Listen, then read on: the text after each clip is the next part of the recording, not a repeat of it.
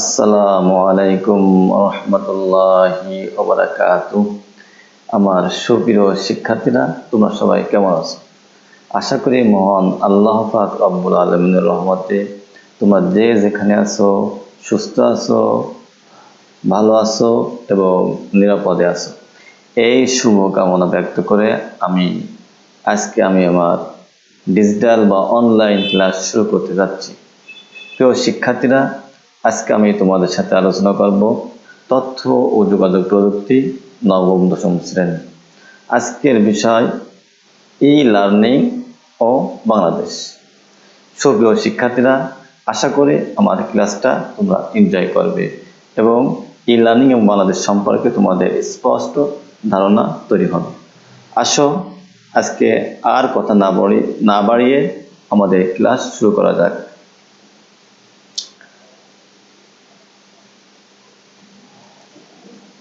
আজকের ক্লাসে তোমাদের সবাইকে স্বাগতম। পাঠ পরিচিতি তথ্য যোগাযোগ প্রযুক্তি শ্রেণী নবম-দশম। প্রিয় শিক্ষার্থীরা, আজকের পাঠ ই লার্নিং এবং বাংলাদেশ। শিখন পাঠ। এই পাঠ শেষে শিক্ষার্থীরা ই লার্নিং এর ধারণা ব্যাখ্যা করতে পারবে, শিক্ষায় ই লার্নিং এর ভূমিকা বর্ণনা করতে পারবে, বাংলাদেশে ই লার্নিং এর অবস্থা চিহ্নিত করতে পারবে, বাংলাদেশ ই লার্নিং এর ভূমিকা ব্যাখ্যা করতে পারবে। E learning CD ROM, network, internet, TV channel, এগুলো কি ই লার্নিং এর মাধ্যম। ই লার্নিং এর মাধ্যম। পাঠদান পদ্ধতি, ছেলে মেয়েরা বসে আছে, শিক্ষক গাছতলায় বসে শেখাচ্ছেন। এখানে একটা ক্লাসরুম, এই যে একটা ডিজিটাল ক্লাসরুম, এখানে প্রজেক্টরের মাধ্যমে ছেলে মেয়েদের শেখাচ্ছেন শিক্ষক। ই লার্নিং যন্ত্র ব্যবহার করে পাঠদান কার্যক্রম, পাঠদান পদ্ধতি। ই লার্নিং যন্ত্র ব্যবহার করে পাঠদান, দেখো ই লার্নিং যন্ত্র ব্যবহার করে প্রজেক্টের সাহায্যে পাঠদান করতেছে। ই লার্নিং যন্ত্র ব্যবহার করে। ই লার্নিং কিন্তু মোটেও সনাতন পদ্ধতিতে পাঠদানের বিকল্প নয়, এটি সনাতন পদ্ধতির পরিপূরক।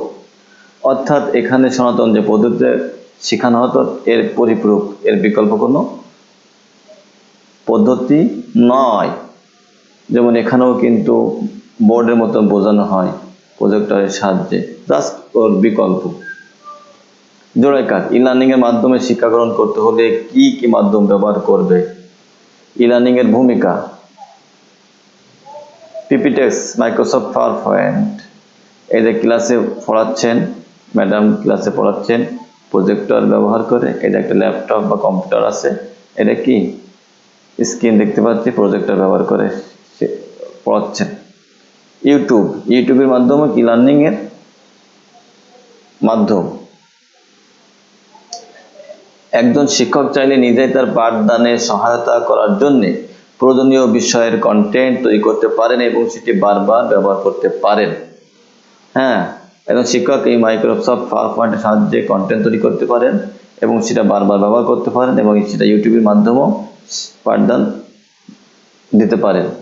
বিশ্বজুড়ে ই লার্নিং, এই যে অনলাইনে উন্মুক্ত কোর্স, বিভিন্ন অনলাইনে উন্মুক্ত কোর্স আছে, সেগুলো হোমওয়ার্ক জমা দান, যেটাকে বলা হয় অ্যাসাইনমেন্ট। এই যে স্টুডেন্ট বা শিক্ষার্থী ঘরে বসে ল্যাপটপে বা কম্পিউটারে অ্যাসাইনমেন্টে কাজ করছেন। অনলাইন পরীক্ষা, হ্যাঁ এটাও অনলাইনে পরীক্ষা নেওয়া, এটা বর্তমানে বিশ্বজুড়ে কি ই লার্নিং এর একটা বিরাট ভূমিকা। বিশ্বজুড়ে ই লার্নিং, এই যে বিভিন্ন ই লার্নিং এর বিভিন্ন সাইট আমরা দেখতে পাচ্ছি, যেমন ক্যামব্রিজ ইউনিভার্সিটি প্রেস, হ্যাঁ, লাইভ ফুল, এই যে ফাউন্ডেশন, বিভিন্ন জায়গা দেখতে পাচ্ছি আমরা, বিভিন্ন ওয়েবসাইট অ্যাড্রেস দেখতে কি বিশ্ব ই লার্নিং এর এগুলো কি একটা মাধ্যম বা ঠিকানা। বাংলাদেশ ই লার্নিং, শিখুন মুক্ত পাঠ। আমরা জানি মুক্ত পাঠের মাধ্যমে বাংলাদেশ ই লার্নিং এর ব্যবস্থা করা হয়েছে। শিক্ষক,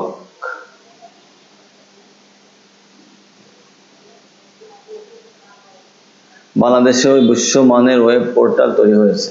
দলগত কাজ, শিক্ষার মান বৃদ্ধিতে ই লার্নিং কি ভূমিকা রাখতে পারে দলে আলোচনা করে উপস্থাপন করো। মূল্যায়ন, ই লার্নিং কি, কিভাবে ই লার্নিং এর মাধ্যমে তুমি শিক্ষা গ্রহণ করবে, বাংলাদেশে ই লার্নিং এর অগ্রগতি কিভাবে হচ্ছে। বাড়ির কাজ, ই লার্নিং এর মাধ্যমে বাংলাদেশের শিক্ষা দ্রুত অগ্রগতি হবে, উক্তিটি বর্ণনা করো। প্রিয় শিক্ষার্থীরা, আজকের ক্লাসে আশা করছি তোমরা ই লার্নিং ও বাংলাদেশ সম্পর্কে একটা স্পষ্ট ধারণা পেয়েছো। এখন ই লার্নিং কি তোমরা সেটা ভালো করে বলতে পারবে এবং ই লার্নিং সম্পর্কে তোমাদের আর কোনো অস্পষ্ট থাকবে না বা কোনো জড়তা থাকবে না।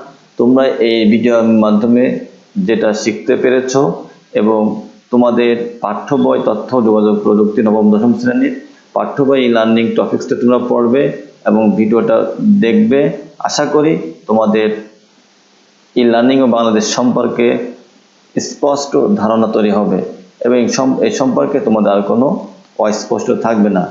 আজকের ক্লাসে সাথে থাকার জন্য আমার প্রিয় শিক্ষার্থীরা তোমাদেরকে আবারও ধন্যবাদ জানাচ্ছি এবং তোমাদের সুস্থতা এবং নিরাপত্তা কামনা করে আজকে আমি আমার ক্লাস অনলাইন ক্লাস শেষ করছি।